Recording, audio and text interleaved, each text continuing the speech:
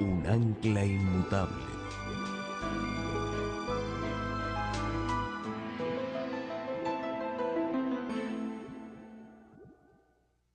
Nuestro tema de estudio en esta noche será el mensaje del segundo ángel.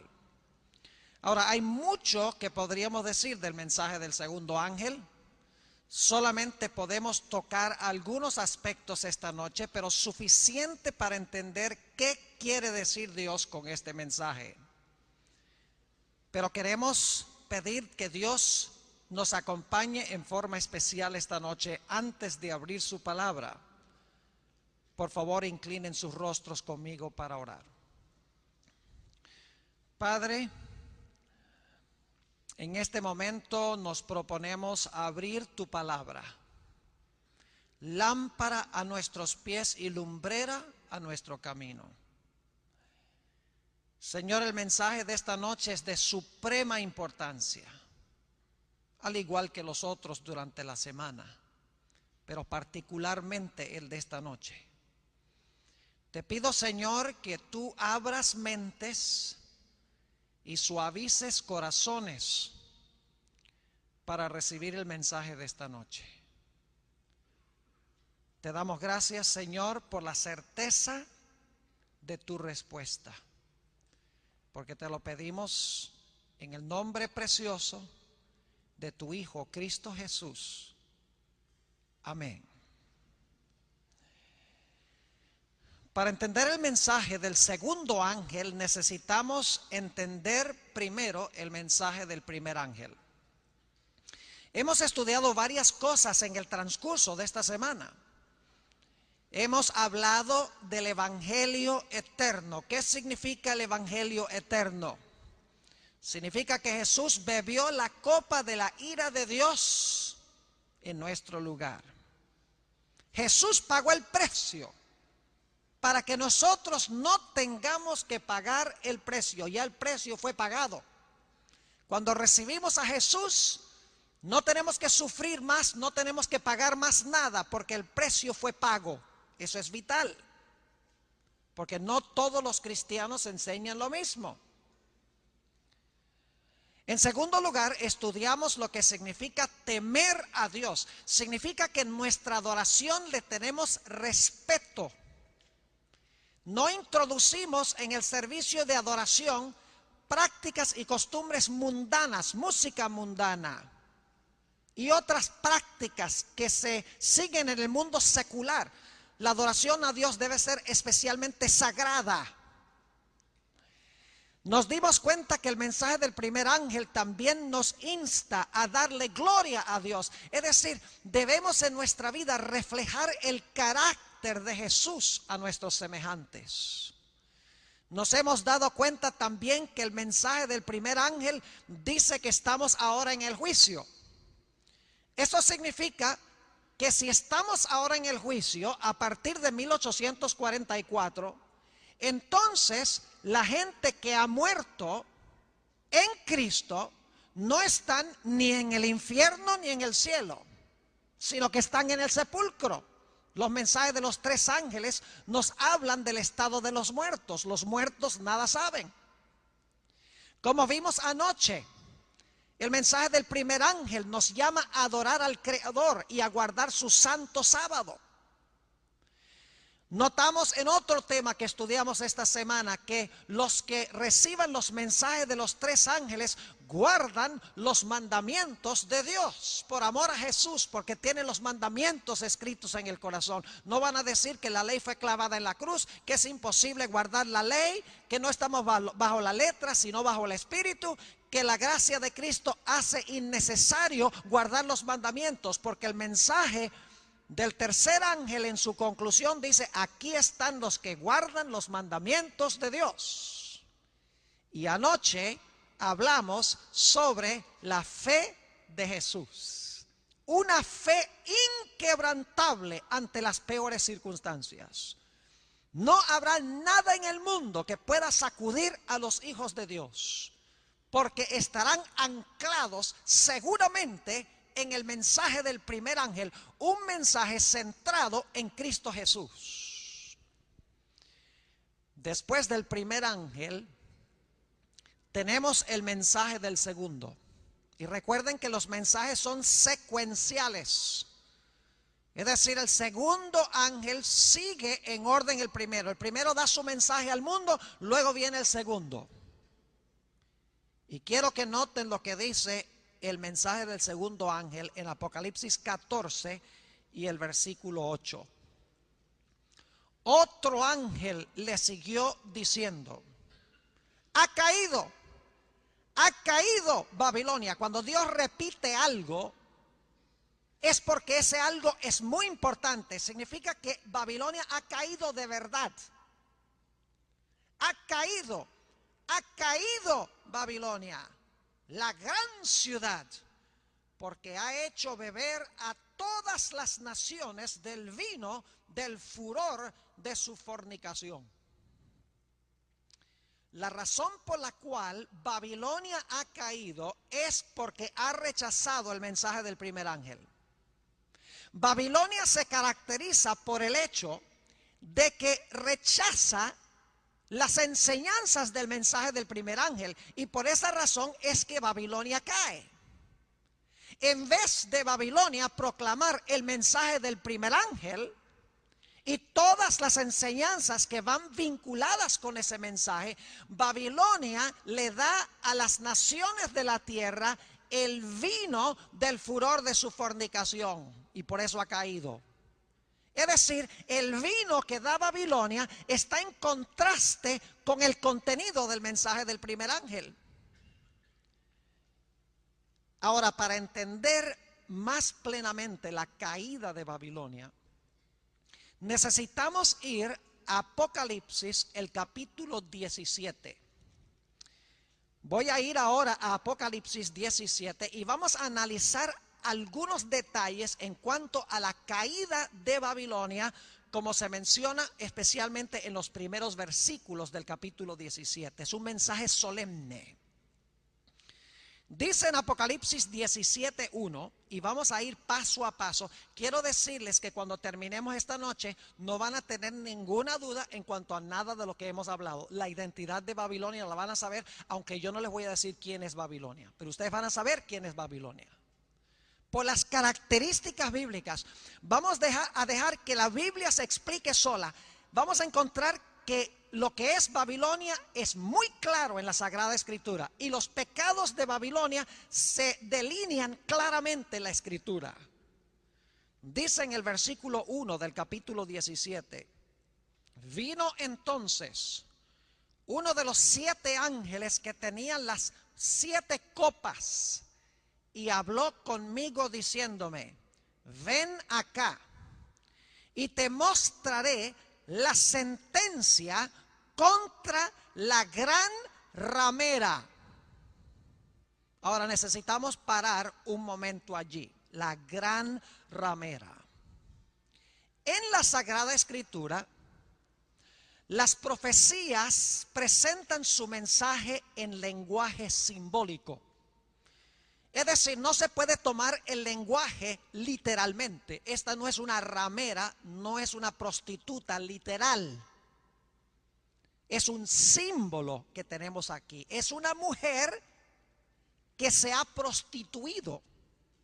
Por eso necesitamos entender en primer lugar en la Biblia qué representa una mujer. Vamos al libro de los Efesios, el capítulo 5 y el versículo 25 al 27 para ver qué representa una mujer en la Sagrada Escritura simbólicamente. No estamos hablando de esposas literales aquí. El libro de los Efesios, el capítulo 5 y empezando en el versículo 25, dice lo siguiente: maridos, amad a vuestras mujeres, así como Cristo amó a la iglesia y se entregó a sí mismo por ella. Miren el paralelo. Maridos, amad a vuestras mujeres como Cristo, el marido espiritual, amó a su mujer, la iglesia. Es decir, que a una mujer simbólicamente en la Biblia representa la iglesia. Ahora, la iglesia en Efesios 5 es una iglesia pura porque Cristo la santifica, la limpia para presentarse una iglesia sin mancha, ni arruga, ni cosa semejante. Pero la mujer de Apocalipsis 17 es una mujer que se ha prostituido. Como la mujer representa a la iglesia, tiene que representar una iglesia que se ha prostituido, es decir, que no preserva la verdad pura de Dios. Ahora, en el Antiguo Testamento, en el libro de Ezequiel, encontramos este tipo de terminología.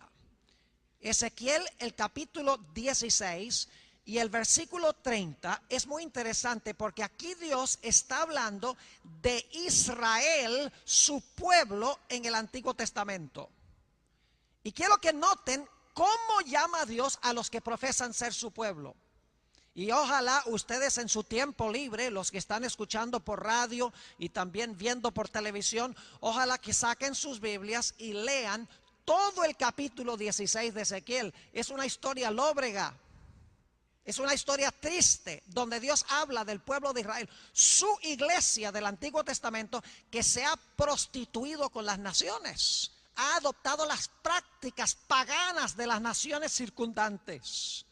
Y solo tenemos tiempo de leer el versículo 30 de Ezequiel 16, a donde Dios dice a su pueblo, los que profesan ser su pueblo: cuán inconstante es tu corazón, dice Jehová el Señor, habiendo hecho todas estas cosas, obras de una ramera desvergonzada. ¿Qué terminología terrible usa Dios para describir a los que profesaban ser su pueblo? Vez tras vez en el Antiguo Testamento, cuando Dios habla de la ramera, está hablando de su pueblo que ha apostatado de Dios, adoptando prácticas paganas de las naciones circundantes. Así que en Apocalipsis, el capítulo 17, esta mujer ramera debe estar en línea con las referencias a la ramera en el Antiguo Testamento que se aplican al pueblo de Israel. Es decir, que en Apocalipsis la ramera no es, digamos, una religión como los musulmanes, los hindúes, los budistas. Debe ser que representa el profeso pueblo de Dios que ha adoptado prácticas paganas y las ha incorporado en su sistema. Volvamos otra vez a Apocalipsis, el capítulo 17, y quiero leer otro aspecto del versículo 1. Dice: vino entonces uno de los 7 ángeles que tenía las 7 copas y habló conmigo diciéndome: ven acá y te mostraré la sentencia contra la grande ramera, la que está sentada sobre muchas aguas. Esta iglesia, que una vez fue pura, pero que ha adoptado prácticas del paganismo, dice que está sentada sobre muchas aguas.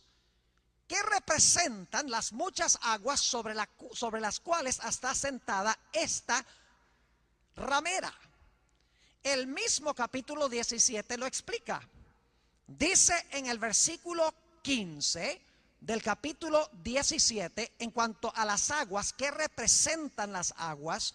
Declara: me dijo también: las aguas que has visto donde la ramera se sienta son pueblos, muchedumbres, naciones y lenguas.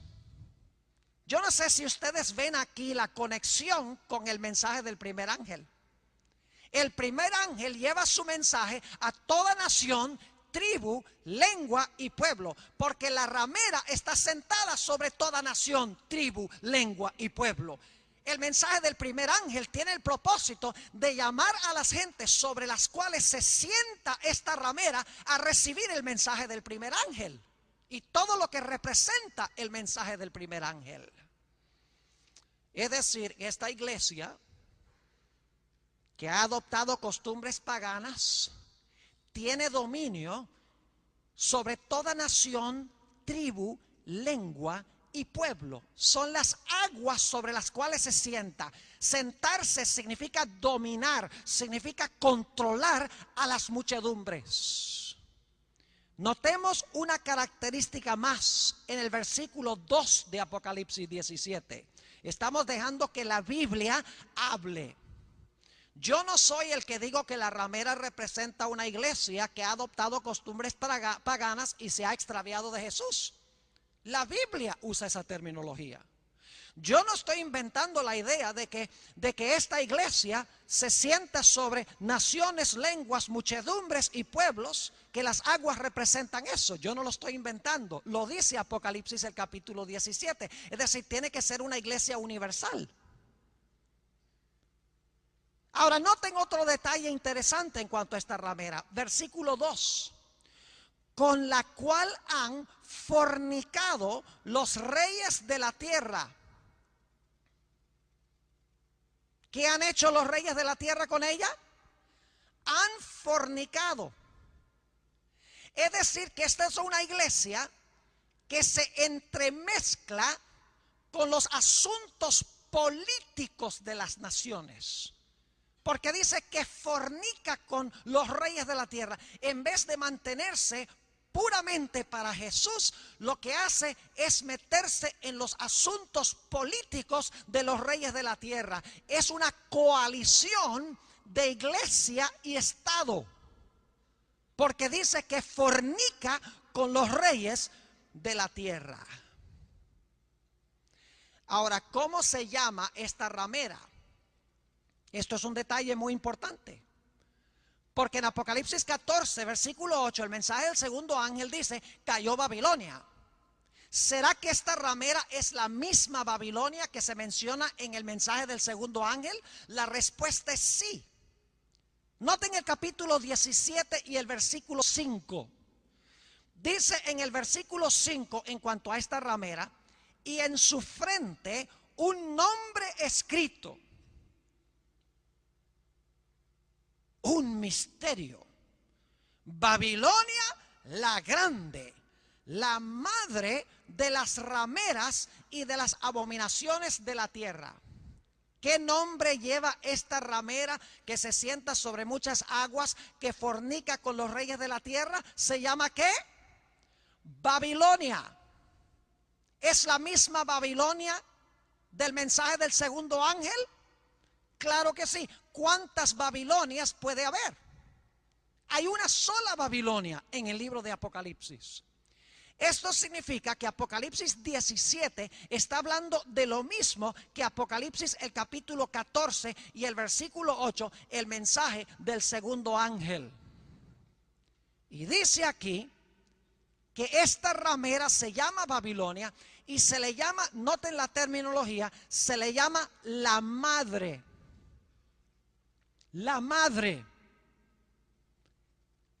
¿Cuántos de ustedes conocen una madre que no tiene hijas? Y son hijas. Porque es una ramera y las hijas son rameras también. La madre de las rameras tienen que ser, las hijas tienen que ser mujeres. No se sientan mal. Que esto está hablando de apostasía. Es decir, que esta madre no está sola, sino que tiene hijas que nacieron de ella, que también han asimilado prácticas que no están en la Biblia, que contradicen el mensaje del primer ángel y que también controlan a las muchedumbres bajo el mando de la madre, porque dice que ella es madre, y no conozco la primera madre que no tenga hijos. Conozco mujeres que no tienen hijos, pero no una madre que no tenga hijos. Y en este caso, esta madre tiene hijas que nacieron de ella, que comparten muchas de sus enseñanzas, muchas de sus ideas, y que también contradicen el mensaje del primer ángel, y por eso también han caído. Ahora, ¿cuál es el gran pecado de Babilonia? Hay que regresar a Apocalipsis 14 y el versículo 8, y luego vamos a leer otra vez el 17 y el versículo 2. Dice en Apocalipsis 14 y el versículo 8, otro ángel le siguió diciendo: ha caído Babilonia, la gran ciudad. ¿Y por qué cayó? Noten la palabra que se usa. Porque, ahora va a dar la razón por la cual cayó, porque ha hecho beber a todas las naciones del vino del furor de su fornicación. La razón por la cual Babilonia cae es porque da a todas las naciones, lenguas, tribus, pueblos sobre los cuales se sienta vino del furor de su fornicación. Noten Apocalipsis 17 y el versículo 2, la misma idea, hablando de esta ramera que se llama Babilonia, dice: con la cual han fornicado los reyes de la tierra, y los moradores de la tierra se han, noten, los moradores de la tierra se han embriagado con el vino de su fornicación. El gran pecado que lleva a la caída de Babilonia es que Babilonia le da vino a todas las naciones sobre las cuales se sienta y controla. Ahora, la pregunta clave es: ¿qué representa el vino que esta ramera, esta iglesia apóstata, esta iglesia que ha asimilado prácticas y doctrinas que no son bíblicas, qué representa el vino que ella le da a las naciones?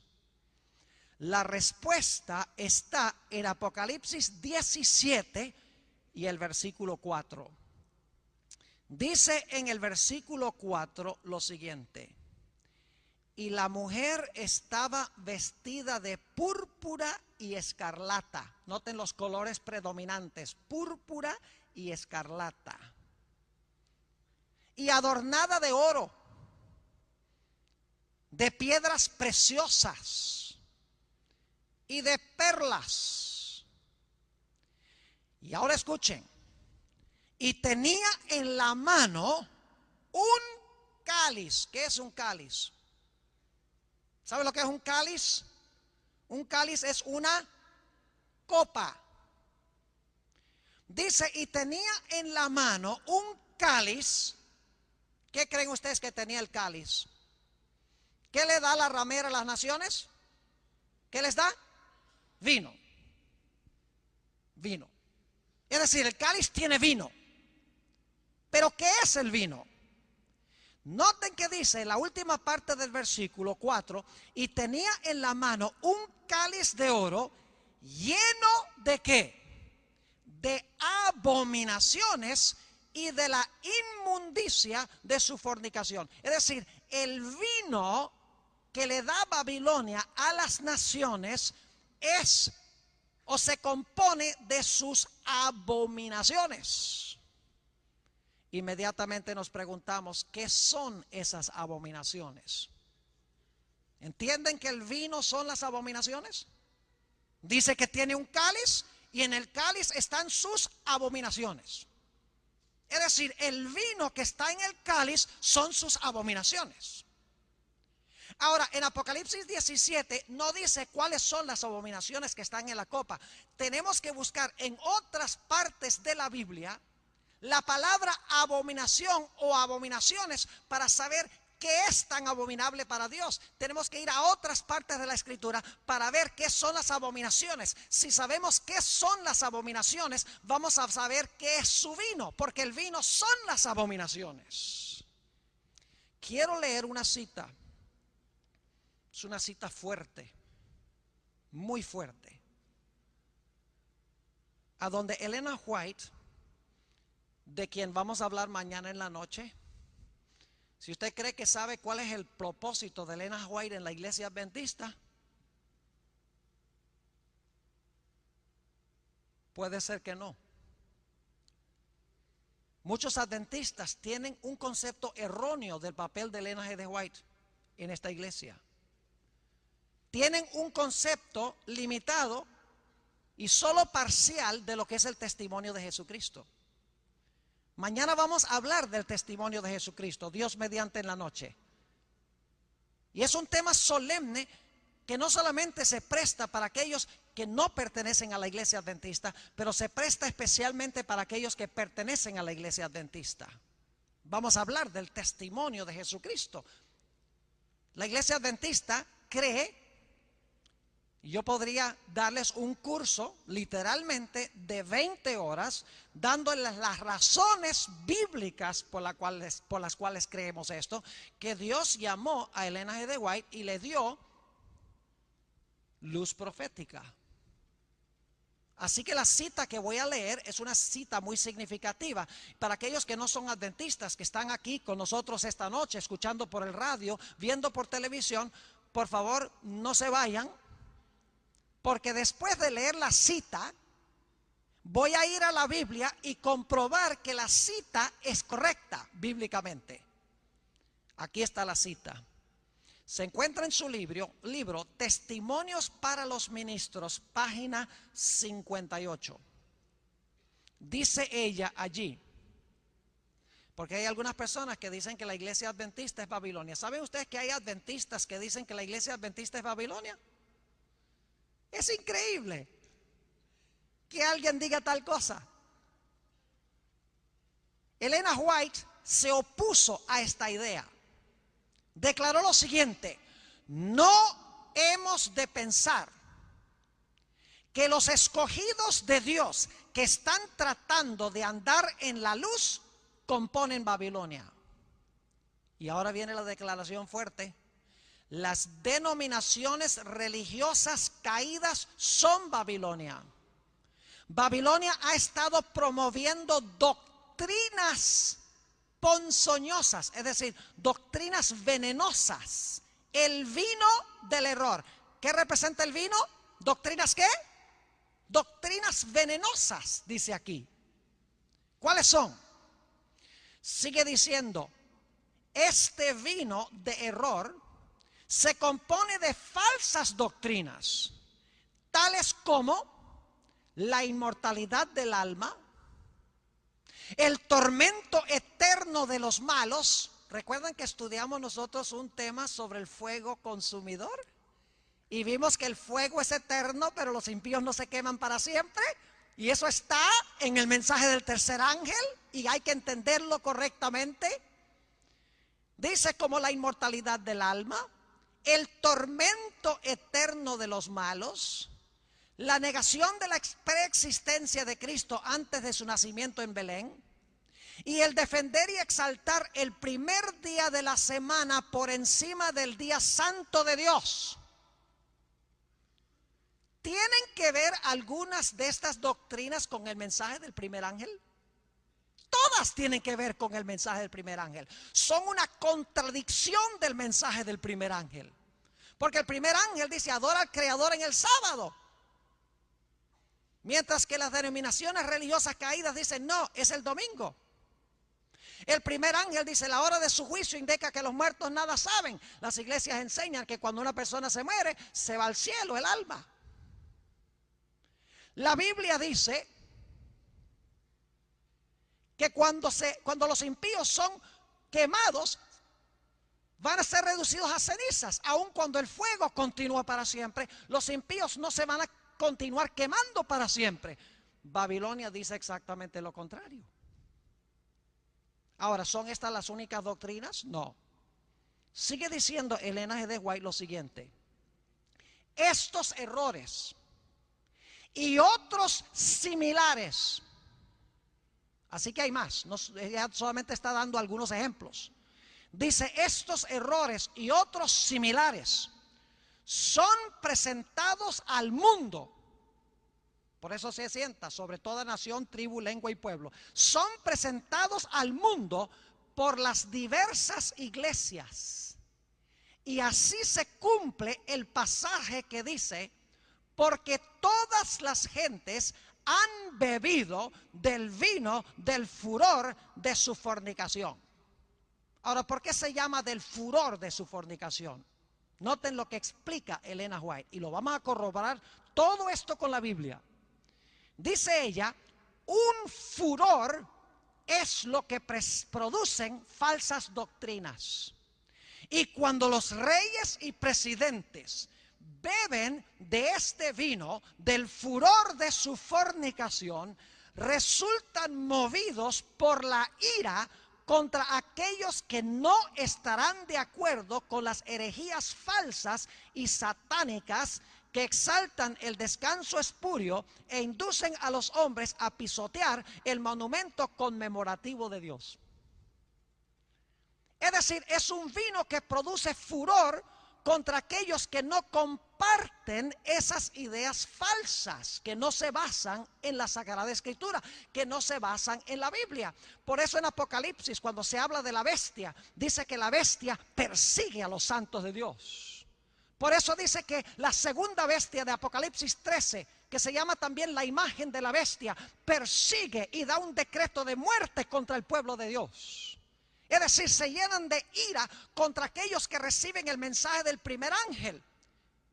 Y se llenan de ira porque los que reciben el mensaje del primer ángel no están dispuestos de recibir estas enseñanzas que se basan en tradiciones humanas y no en la santa palabra de Dios. Noten lo que dice Apocalipsis 17 y el versículo 6 sobre lo que hace esta ramera Babilonia. Fíjense que si no es sanguinaria, si no se llena de furor contra los fieles de Dios. Dice en el capítulo 17 y el versículo 6, vi a la mujer ebria de la sangre de los santos y de la sangre de los mártires de Jesús. Y cuando la vi, quedé asombrado con gran asombro.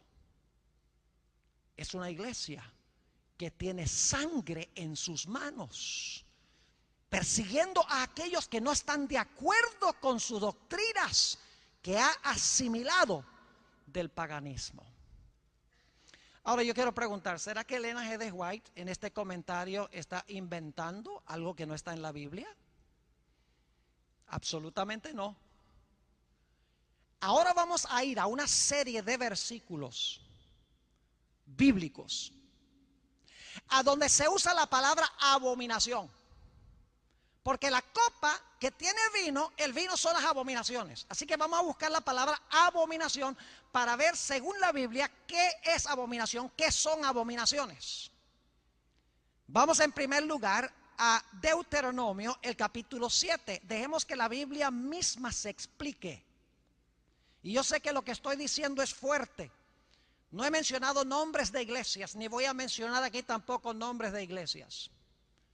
Pero yo creo que con lo que estamos estudiando, los que están presentes, los que están escuchando por radio, los que están viendo por televisión, están captando un cuadro o un concepto de lo que estamos hablando aquí. Ahora, debo decirles que todas las iglesias tienen verdaderos hijos de Dios. Yo creo inclusive que la mayoría de los verdaderos hijos de Dios están fuera de la iglesia adventista del séptimo día. ¿Y cómo, pastor? ¿Cómo cree usted eso? Sí, señor. Y es más, la Biblia enseña que la mayoría de los adventistas se van a ir y van a apostatar.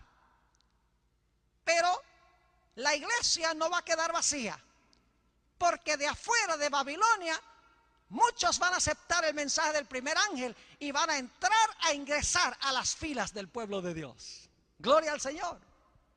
Amén. Oh, qué lindo es oír esos amenes.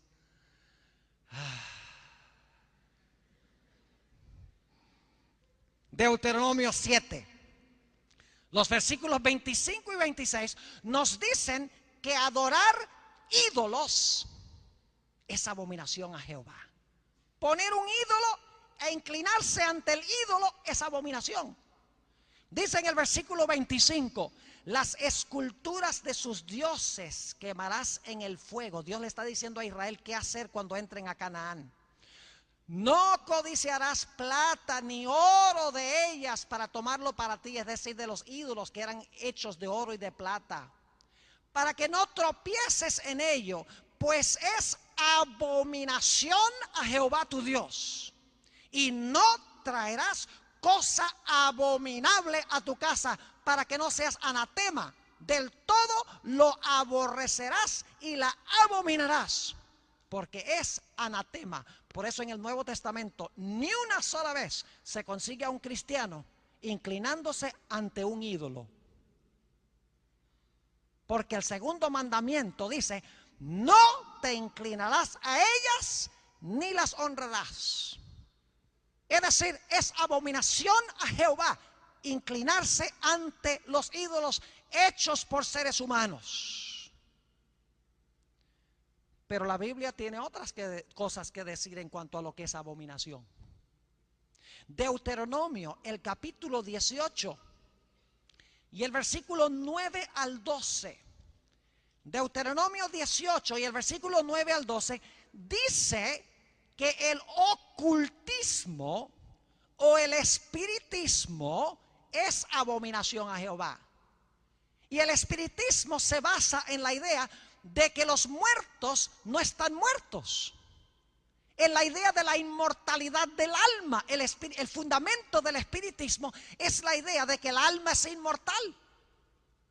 Fíjense lo que dice Deuteronomio, el capítulo 18 y el versículo 9 al 12. Dice Dios a Israel: cuando entres a la tierra que Jehová tu Dios te da, no aprenderás a hacer según las que, ¿las qué? Las abominaciones de aquellas naciones. La misma palabra, claro, en hebreo, pero es la misma palabra equivalente de Apocalipsis 17. Ahora, ¿qué quiere decir esto? No aprenderás a hacer según las abominaciones de aquellas naciones. Dice: no sea hallado en ti quien haga pasar a su hijo o su hija por el fuego. Vamos a volver a eso en unos momentos. Ni quien practique adivinación, ni agorero, ni sortílego, uno que echa suertes, ni hechicero, ni encantador, ni adivino, ni mago, ni quien consulte a los muertos. Porque es que los muertos están muertos. Y cuando se consulta a los muertos, no es el muerto el que está hablando, es Satanás disfrazado del muerto el que está hablando. Como la historia de la pitonisa de Endor. Así el diablo quiere controlar a las masas, dando la impresión de que esta persona que se murió se apareció, la otra persona que se murió se apareció, Dios la mandó al cielo, o tal vez se fue al cielo, se volvió un ángel y volvió a la tierra como un ángel. Porque cuando la gente cree eso, el supuesto familiar o el ángel le puede decir a la persona lo que le dé la gana. Y si la persona cree que es un ángel o un familiar, le va a creer, aunque sea el peor error. Por eso es que Dios dice: no confíes en que los muertos vengan a hablar contigo. Obedece la Biblia. No voces, ni impresiones, ni emociones, ni sentimientos. Porque hoy en día el mundo cristiano lo que quiere es ir a la iglesia a divertirse. Debemos ir a la iglesia, mis apreciados hermanos y hermanas, visitas, jóvenes. Debemos ir a la iglesia con el fin de estudiar la palabra de Dios, descubrir la voluntad de Dios, para estar dispuestos de obedecerla, cueste lo que cueste. Sigue diciendo en el versículo 12: porque es abominación, fíjense la misma palabra, abominación para con Jehová cualquiera que hace estas cosas. Y por estas abominaciones Jehová tu Dios echa estas naciones de delante de ti. No solo idolatría e inclinarse ante ídolos, sino la idea de la inmortalidad del alma y todas las prácticas que vienen como resultado son abominaciones a Jehová. Son parte de las abominaciones que se encuentran en la copa de esta grande ramera. Pero hay algo más. En Proverbios, el capítulo 28 y el versículo 9, el sabio Salomón nos dice algo muy interesante. Proverbios 28 y el versículo 9, escuchen esto: el que aparta su oído para no oír la ley, ya sea una persona que diga que la ley fue clavada en la cruz, que los cristianos no tienen que guardar la ley, que Cristo guardó la ley en mi lugar, que no estamos bajo la ley sino bajo la gracia, por lo tanto no hay que obedecer la ley de Dios.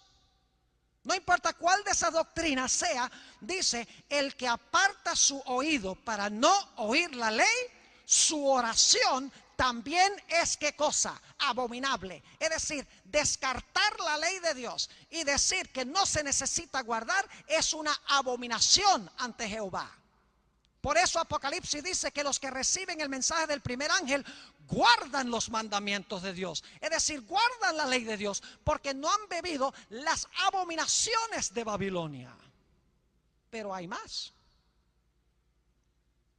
Noten lo que dice Jeremías, el capítulo 13 y el versículo 26 y 27. Jeremías 13, 26 y 27. Aquí está hablando de la fornicación, y no está hablando de la fornicación literal entre un hombre y una mujer. Está hablando del acto de Israel adoptar prácticas y costumbres de las naciones circundantes. Jeremías el capítulo 13 y el versículo 26 y 27 dice, Dios hablando de su pueblo, mire qué fuerte habla Dios de su pueblo. Dice, yo pues descubriré también tus faldas delante de tu rostro. Es decir, te voy a desnudar. Y si leen Apocalipsis 17, dice que Dios va a desnudar la grande ramera que está sentada sobre muchas aguas. Dice, yo pues descubriré también tus faldas delante de tu rostro y se manifestará tu ignominia, tus adulterios, tus relinchos, la maldad de tu fornicación sobre los collados. En el campo vi tus abominaciones. Es decir, fornicación espiritual, no preservar la verdad de Dios pura, sino adoptar prácticas de las naciones circundantes, prácticas que no están en la santa palabra de Dios. El profeta Jeremías las llama abominaciones. Nota lo que dice Lucas 16 y el versículo 15. Fíjate, estamos dejando que la Biblia nos diga qué es abominación, qué son abominaciones. Lucas el capítulo 16 y el versículo 15. Ya dijimos que los que enseñan que no hay que guardar la ley, que no hay que oír la ley, su oración es abominable. Pero hay otro lado de la moneda. Están primero los que dicen la ley no hay que guardarla. Y en el otro lado del espectro están aquellos que dicen hay que guardar la ley a toda costa, pero no lo hacen por amor. Uno es un legalista y el otro es un libertino. Ambos extremos la Biblia los condena. Condena a aquellas personas que descartan la ley, pero también condena a aquellas personas que creen que se pueden justificar por sus obras, ya sea peregrinajes, ya sea cualquier cosa, cualquier observancia religiosa, que creen ellos que eso les va a recomendar a Dios. La Biblia llama eso abominación. Noten Lucas 16 y el versículo 15. Lucas 16 y el versículo 15 dice, entonces les dijo, vosotros sois los que os justificáis a vosotros mismos delante de los hombres. Hablándole a los dirigentes de la nación judía, ustedes se justifican delante de los hombres, mas Dios conoce vuestros corazones, porque lo que los hombres tienen por sublime, es decir, la idea de que te puedes justificar por lo que haces, por todas las obras eclesiásticas, por ejemplo, que te exigen. Dice, porque lo que los hombres tienen por sublime delante de Dios es abominación. La idea de que te puedes salvar por tus obras es abominación. La idea de que te puedes salvar descartando la ley es abominación. Los dos extremos quedan descartados por Dios. Otro texto interesante, Deuteronomio 14 y el versículo 3. ¿Saben ustedes que la Biblia hace una distinción entre carnes limpias y carnes inmundas? La mayoría de los cristianos dicen eso quedó descartado cuando Cristo murió en la cruz, como si la cruz de Cristo eliminara la triquinosis del puerco. Estas leyes son leyes de la salud. Y Dios las da no para quitarnos algo bueno, sino porque Dios no quiere que estemos enfermos. Dios se duele cuando nos ve contraer cáncer. Dios se duele cuando ve que tenemos artritis o tuberculosis u otras enfermedades contraídas por consumir lo que Dios ha prohibido. ¿Cómo es que la oración santifica lo que Dios condenó? Muchos creen eso. Es una de las abominaciones de Babilonia. Noten, Deuteronomio 14 y el versículo 3 va a hablar de todos los animales limpios y los inmundos. Y Dios comienza antes de la lista diciendo: nada abominable comerás. Y al final del capítulo dice que las naciones comían estas cosas, que eran abominación. Pero mi pueblo, dice Dios, no las comerá. Es decir, es abominación decir que se puede comer cualquier cosa, inclusive lo que Dios ha prohibido. Dos o tres cosas más, muy importantes. Ustedes recuerdan que leí un texto a donde dice que el pueblo de Israel estaba pasando a sus hijos por el fuego al dios Molec. Vamos a leer un texto que habla de eso. Jeremías, el capítulo 32 y el versículo 35. Jeremías, el capítulo 32 y el versículo 35. Dice allí: y edificaron lugares altos a Baal, los cuales están en el valle del hijo de Hinnom, para hacer pasar por el fuego sus hijos y sus hijas a Moloc, lo cual no les mandé, ni me vino al pensamiento que hiciesen esta abominación para hacer pecar a Judá. Alguien dirá: yo no conozco ninguna iglesia hoy que queme a los hijos. Es verdad. Pero necesitamos entender la razón por la cual Israel había caído en el error de quemar a sus hijos en honor al dios Moloc. ¿Saben por qué lo hacían? Porque tenían el concepto de que sus dioses, de que el dios Moloc era un dios que estaba airado. Y que ese dios airado exigía que se quemasen a sus hijos en el fuego. ¿Será que hoy en día muchas iglesias enseñan un concepto del infierno que presenta a Dios como un Dios airado? Y que Dios va a echar a la gente al infierno para que se quemen por los siglos sin fin. Mientras los santos cantan en el cielo, los impíos tienen que quemarse en las llamas del infierno como ofrenda a Dios. Es decir, por extensión, la misma idea por la cual el pueblo de Israel ofrecía a sus hijos a Molec es la misma razón por la cual muchos creen que Dios quema a la gente en el infierno, para apaciguar la ira de Dios, como si quemar a un pecador en el infierno pudiese apaciguar la ira de Dios. Lo único que apacigua la ira de Dios es el hecho de que Jesús bebió la copa, para que nosotros no tengamos que beberla.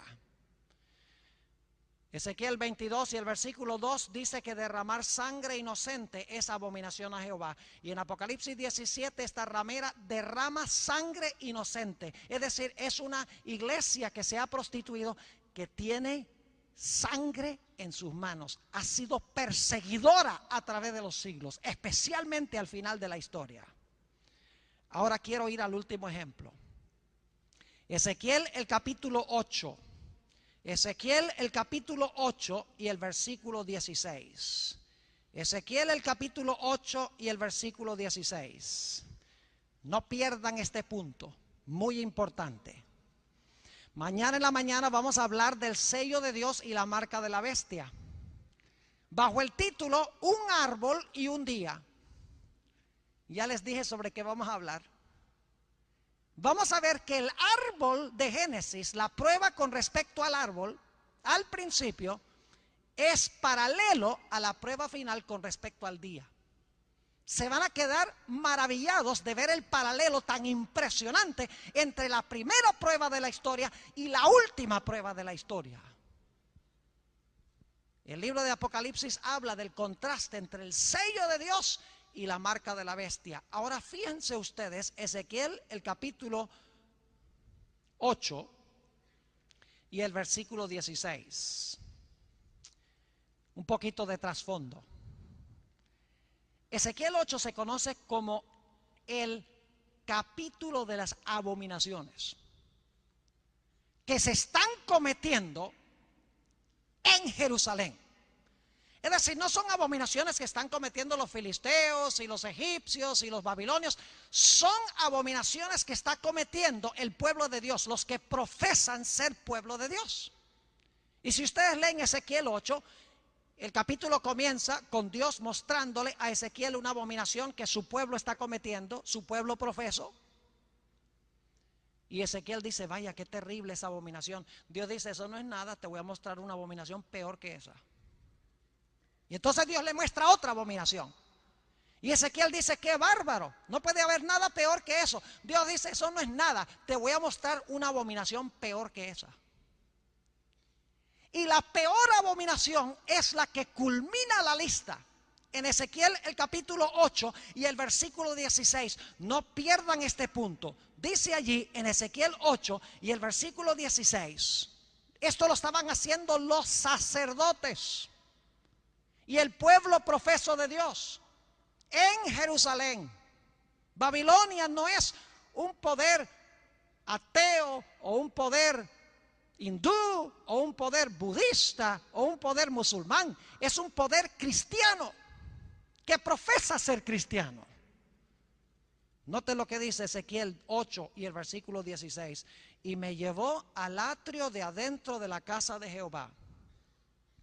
Y he aquí, junto a la entrada del templo de Jehová, entre la entrada y el altar, como 25 varones, sus espaldas vueltas al templo de Jehová y sus rostros hacia el oriente, y adoraban al sol postrándose hacia el oriente. La peor abominación de todas es que el pueblo de Israel estaba adorando al Dios Sol y le estaban dando la espalda a Dios al adorar al Dios Sol. Y alguien dirá, pero Pastor Bor, hoy en día no hay ninguna iglesia que adore el sol. No hay ninguna iglesia cristiana que adore el sol. Eso es verdad. Pero ¿qué día guardan la mayoría de las iglesias cristianas? ¿Qué día? El séptimo día. No, ¿cuál día? El primer día. ¿Y cuál es el primer día? ¿El día de qué? Domingo. ¿Pero es el día del qué? En todas las civilizaciones antiguas, el domingo, el primer día de la semana, es el día del sol. Y algunos dirán, pero Pastor Bor, no es lo mismo adorar al sol que adorar en el día del sol. Y yo quiero decirles que sí es. Permítame explicarles cómo. ¿Quién hizo el sol? Dios. ¿Lo hizo para la adoración? ¿Le dio alguna santidad al sol? No. ¿Qué pasa entonces si usted emplea el sol con propósitos santos o sagrados, como un objeto de adoración? ¿Qué pasa? ¿Cómo se llama eso? Se llama idolatría. Porque idolatría es tomar cualquier cosa para la adoración que Dios no hizo para la adoración. Es convertir en santo lo que Dios no hizo santo. Ahora yo pregunto, ¿quién hizo el primer día de la semana? ¿Quién hizo el primer día de la semana? Dios. ¿Lo hizo para la adoración? ¿Le dio santidad? No. Entonces, ¿qué sucede si los seres humanos toman un día que Dios no le dio santidad y lo convierten en un día santo de adoración? ¿Es el mismo principio? Claro que sí. Porque es tomando algo secular y atribuirle santidad. No importa si es un objeto, el sol, o si es un día. El principio es el mismo. Es el hombre santificando y usando para la adoración lo que Dios no ha santificado y no ha establecido para la adoración. Y ustedes pueden buscar desde Génesis hasta Apocalipsis y van a encontrar No van a encontrar, mejor dicho, ningún versículo en ninguna parte donde diga que Dios ha cambiado el día de reposo, donde ha dicho ya el sábado no es santo, ahora el domingo es santo. No lo van a encontrar.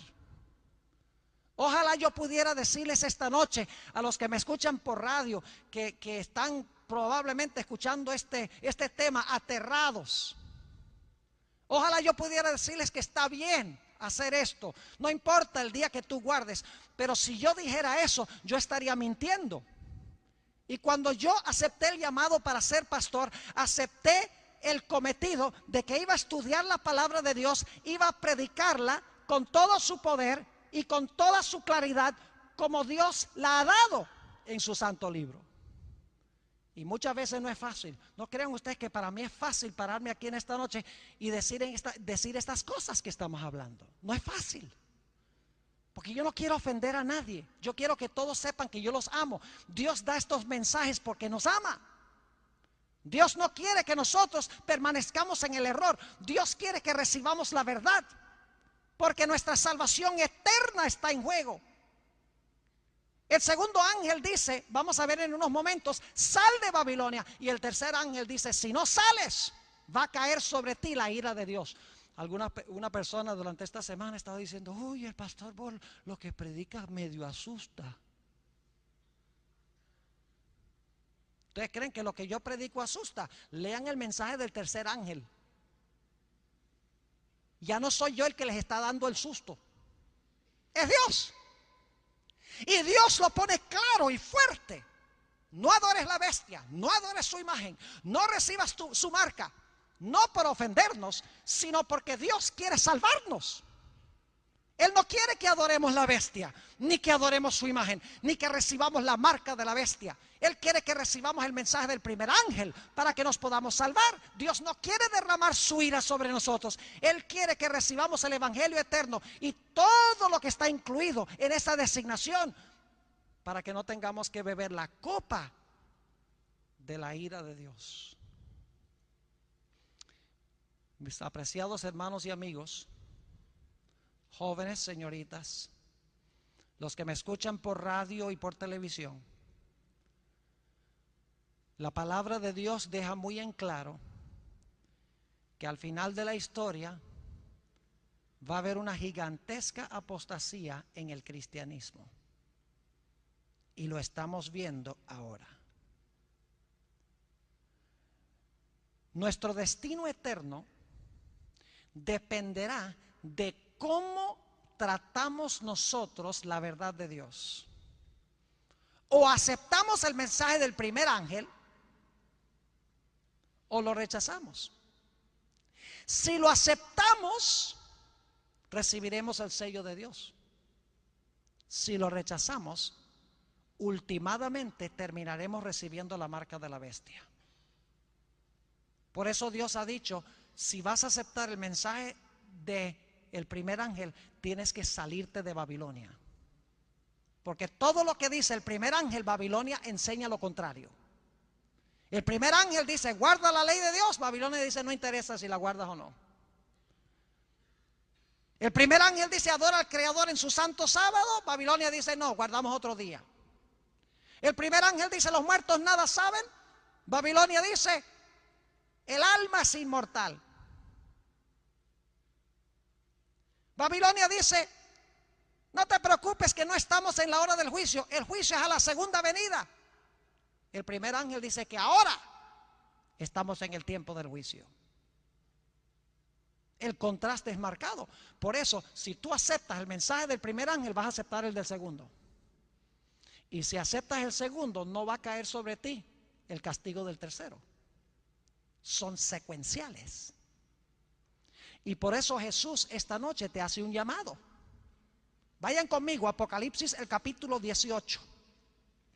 El Señor Jesucristo dijo, mientras buscamos este último texto de esta noche, el Señor Jesucristo declaró, santifícalos por tu verdad. Tu palabra es verdad. Es decir, somos santificados. Nuestra vida es hecha santa por la palabra de Dios, obedeciendo la palabra de Dios. Note lo que dice Apocalipsis, el capítulo 18. Y empezando en el versículo 1, fíjense que Dios consideró que el mensaje del segundo ángel era tan importante que lo intensifica en el capítulo 18. Lo amplía, especialmente para los últimos días. Dice en el versículo 1, después de esto vi a otro ángel. ¿Qué representan los ángeles según estudiamos en la primera presentación? Representa un mensaje celestial que anda velozmente a todo el mundo, predicado por ¿quiénes? Predicado por seres humanos, a sus semejantes. Después de esto vi a otro ángel descender del cielo, es decir, un mensaje celestial con gran poder, y la tierra fue alumbrada con su gloria.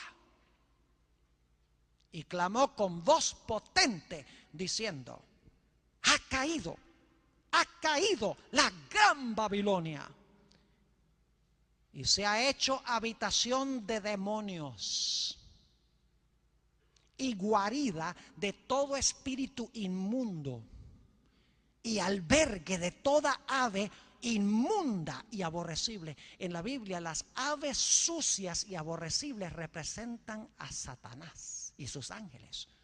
Por eso en la palabra del sembrador dice que las aves venían y quitaban la semilla de la verdad en el corazón antes que pudiera brotar y crecer. Y en la explicación Jesús dice: así es Satanás, que viene y quita la semilla de la verdad del corazón para que no crean y se salven. Es decir, Babilonia en los últimos días, porque da el vino del furor de su fornicación, está llena de demonios. Terrible pensar esto. Versículo 3, porque todas las naciones, y esto no ha pasado todavía, porque el mensaje de este cuarto ángel, podríamos decir, todavía está en el futuro. Toda la tierra va a escuchar este mensaje que estoy proclamando aquí. Porque todas las naciones han bebido del vino del furor de su fornicación, y los reyes de la tierra han fornicado con ella. Y fíjense, hasta el comercio controla este poder. Dice: y los mercaderes de la tierra se han enriquecido de la potencia de sus deleites. Y ahora viene mi parte, la parte más significativa y la más hermosa para mí. Versículo 4. Y oí otra voz del cielo que decía: salid de ella, pueblo mío. Paremos un momento allí. ¿Salid de ella quién? Pueblo mío. Pregunto, ¿Babilonia está llena del pueblo de Dios? ¿Babilonia tiene pueblo de Dios? Si no hay pueblo de Dios en Babilonia, ¿por qué Dios dice sal de Babilonia? Pueblo mío. Por eso digo, la mayoría del pueblo de Dios son cristianos sinceros. Están en todas las iglesias, aman a Jesús, están buscando la verdad, tienen un corazón sincero, tienen hambre y sed de justicia, como dice Jesús en las bienaventuranzas. Anhelan conocer la verdad, están buscando la verdad. El Señor Jesucristo no los va a chasquear, con tal que tengan sinceridad y estén buscando y sirviendo a Dios de acuerdo a lo que mejor conocen. Dios recibe su servicio, y el cielo estará lleno de gente que no fueron adventistas del séptimo día, porque no conocieron. Pero en los últimos días todo el mundo va a tener la oportunidad de conocer lo que estamos predicando esta noche, porque dice: toda la tierra fue alumbrada de su gloria. No se escapa ningún ser humano. Por eso digo que los adventistas deberíamos estar proclamando estos mensajes que estamos hablando aquí. Yo sé que esta semana ha sido muy teológica, no los he entretenido, no les he contado muchas historias, no los he hecho reír, porque estamos viviendo en una época de la historia crucial, importante, trascendental. Y no es tiempo ahora para celebrar. Ya tendremos tiempo para celebrar cuando estemos en camino al cielo con Jesús. Ahora debemos servir a Dios con temor y con temblor. Debemos vivir el mensaje del primer ángel, escuchar el mensaje del segundo ángel, Babilonia tiene mucho pueblo de Dios. Todas las iglesias tienen mucho pueblo de Dios. Y a nosotros nos incumbe presentarles las verdades de esta semana para que ellos digan, bueno, a mí no me enseñan nada de eso en mi iglesia. ¿Qué debo hacer? Bueno, para aceptar el mensaje del primer ángel, tú tienes que salir de allá. Sal de Babilonia, pueblo mío. Versículo 4. Y oí otra voz del cielo que decía, salid de ella, pueblo mío. ¿Y por qué razón? Para que no seáis partícipes de sus pecados, o sea, sus abominaciones, ni recibáis parte de sus ¿qué? De sus plagas. Pregunta, los que saben que deben salir de Babilonia y no salen, ¿qué van a recibir? Las plagas. No lo digo yo, lo dice la Biblia. Por eso Dios hace este llamado tan urgente a los que estamos reunidos aquí en esta noche, a los que están escuchando por la emisora de radio, a los que ven por televisión. Dios te llama a aceptar toda la verdad del mensaje del primer ángel, la ley, el sábado, lo que enseña la Biblia en cuanto al estado de los muertos, lo que enseña la Biblia en cuanto a glorificar al Creador, el verdadero concepto del evangelio eterno. Dios te llama a aceptar toda la verdad para que seas santificado o santificada por la verdad. Yo quiero preguntar en esta noche, al llegar a la conclusión, tenemos a una hermana que va a cantar un himno especial para nosotros ahora. Yo he hecho llamados otras noches, han venido personas al frente, doy gloria a Dios por eso, pero hay muchas personas que yo sé que están aquí, que no han venido al frente, porque les resulta difícil tal vez pararse enfrente de la gente, posiblemente la presión de los compañeros, posiblemente la presión de los padres, posiblemente digan no, el qué dirán. Pues esta noche yo quiero darles la oportunidad de que ustedes respondan al llamado del Señor. Quiero preguntar en esta noche, ¿cuántos de los presentes quieren decirle al Señor Jesucristo, Señor Jesús, ahora entiendo la importancia del mensaje del primer ángel? Ahora entiendo la importancia de las verdades distintivas que se presentan en este mensaje. Pastor, yo no sabía estas cosas. Yo he estado posiblemente observando el día de reposo que no está en la Biblia. Posiblemente, pastor, yo he tenido un concepto equivocado de la ley. Posiblemente no me di cuenta de que estamos ahora en el juicio y que debo darle gloria a Dios. Debo contemplar a Jesús, estudiar su palabra, orar, acercarme a Él, porque la hora de su juicio ha llegado. Yo quiero preguntar en esta noche, ¿hay alguien aquí que quiere decirle al Señor Jesús, en esta noche yo estoy dispuesto de recibir y aceptar toda la verdad de Dios como se revela en su santa palabra? ¿Quiere levantar la mano? Muchos ya la han recibido. Gloria a Dios. Me estoy refiriendo especialmente a aquellas personas que desconocían esto y que están dispuestas de recibir la verdad de Dios en su totalidad. ¿Quiere levantar la mano? Aquellas personas. ¿Hay alguien aquí en esta noche? Varios levantaron la mano. Tenemos varias manos levantadas. Podría pedirles que se coloquen de pie. No les voy a llamar a venir al frente esta noche. Nada más párense a donde están en este instante, diciendo, yo voy a recibir toda la verdad de Dios, sin excepción. Y si es necesario salir de Babilonia, voy a salir de Babilonia. Estoy dispuesta de salir de Babilonia, cueste lo que cueste. Escuchen, jóvenes. Yo sé que muchos de ustedes tienen padres que no son adventistas. Yo sé eso. Y le tienen temor a sus padres. El qué dirán sus padres si ustedes deciden aceptar toda la verdad. Jóvenes, yo sé que ustedes aman a sus padres. Yo amo a mis padres también. Pero la Biblia dice que no podemos amar más a nuestros padres que a Dios. No podemos amar más a nuestros hermanos y hermanas que a Dios. No podemos amar más a nuestros amigos y amigas que a Dios. Es de crucial importancia que nosotros pongamos a Dios en primer lugar. No rechaces este llamado esta noche, porque es el último llamado de este tipo que voy a hacer en esta noche. Doy gloria a Dios por las personas que han respondido. Hay varias a través del auditorio. Hay personas que están escuchando el radio que han aceptado el mensaje de esta noche. Hay personas que van a ver el programa de televisión y van a aceptar el mensaje de esta noche. Doy gloria a Dios por eso, pero hay más. No endurezcas tu corazón, tu salvación eterna está en juego. Vamos a escuchar las notas de este himno.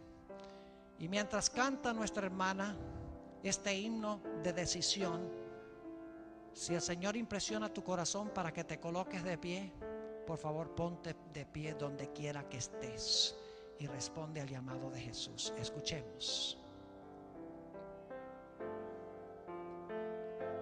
Jesús hoy espera entrar en tu ser. Ábrele tu corazón. Acéptalo y deja la oscuridad.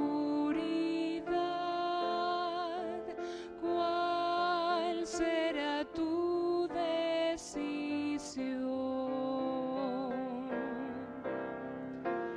Cada momento esperándote está, y ahora te llama otra vez. Si le abres la puerta de tu corazón, Él será tu Salvador. ¿Estás dispuesto esta noche de abrir tu corazón a Jesús y escuchar su voz? Salir de ella, pueblo mío. Ahora quiero hacer un llamado a otro grupo de personas. Hay adventistas aquí que transitaron los caminos de Dios, pero han tenido desánimo. Tal vez se han extraviado, se han ido del camino, se han desanimado. Yo quiero hacer un llamado a ustedes en esta noche.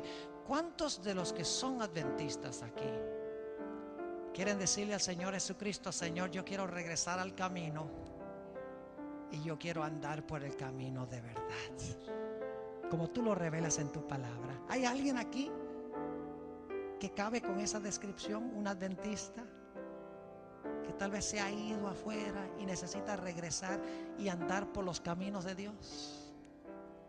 Tal vez joven, señorita, es difícil las presiones sociales y como que nos desviamos del camino y necesitamos regresar. ¿Hay algún hermano o hermana aquí en esta noche que quiere decirle a Jesús: Señor Jesús, en esta noche yo escojo regresar plenamente a tu camino? ¿Alguien en esta noche que quiere decirle eso a Jesús? Gloria a Dios. Por favor, colócate de pie. Voy a pedir que también se coloquen de pie. Gloria al Señor. Señor te bendiga. Ve, hay varios en esta noche. Gloria al Señor. Gloria a Dios.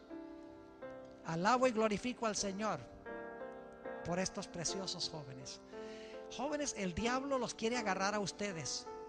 Él sabe que ustedes tienen la energía para terminar la obra, y Él va a hacer todo lo posible por agarrarlos y arrebatárselos al Señor. No lo permitan. Háganle frente a Satanás y díganle: yo voy a servir a Jehová. Tú no vas a ser el Señor de mi vida. Jesús va a ser el Señor de mi vida. Escuchemos la segunda estrofa de este himno antes de tener nuestra oración. Escuchen las palabras y por favor, mientras escuchan las notas, respondan a Jesús. No solo los que no lo hayan aceptado, sino aquellas personas que necesitan regresar a los caminos de Dios. Escuchemos.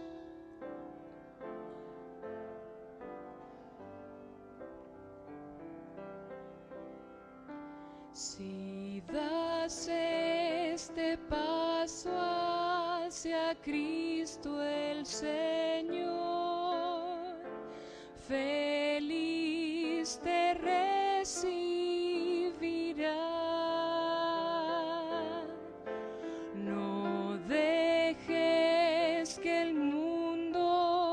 te aparte de él. ¿Cuál será tu decisión?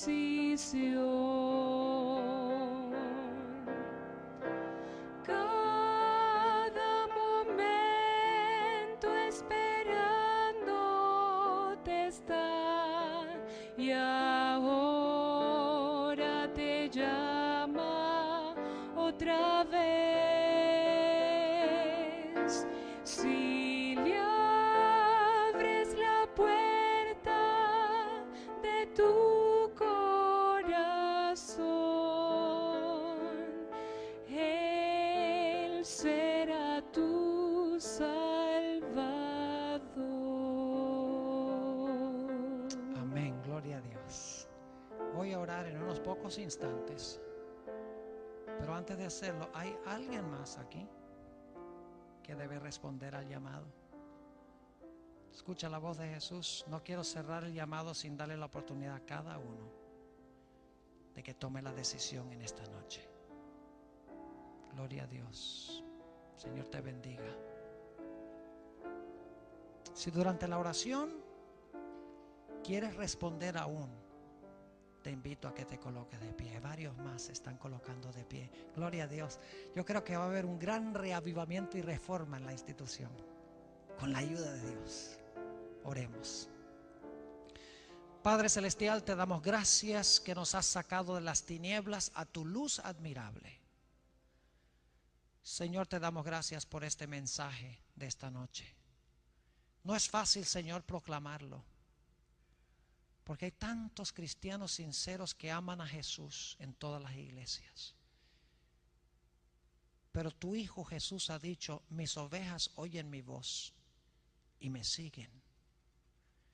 Te pido, Señor, que estés con esas almas sinceras que se han colocado de pie en esta noche, expresando el deseo de andar por tu camino de verdad, cueste lo que cueste. Y Señor, te pido que bendigas a los demás jóvenes que se han colocado de pie, jóvenes que han decidido regresar al camino y llevar la senda recta que tú has establecido en tu palabra. Te ruego, Señor, que tú estés con cada uno de estos jóvenes. Te ruego que estés con los que escuchan por radio, con los que ven por televisión. Oh Señor, ayúdanos a prepararnos para el cierre de la puerta de la gracia y la gloriosa de tu Hijo Jesús. Gracias por haber estado con nosotros en esta noche. Gracias por escuchar nuestra oración, porque te lo pedimos en el precioso nombre de Cristo Jesús. Amén.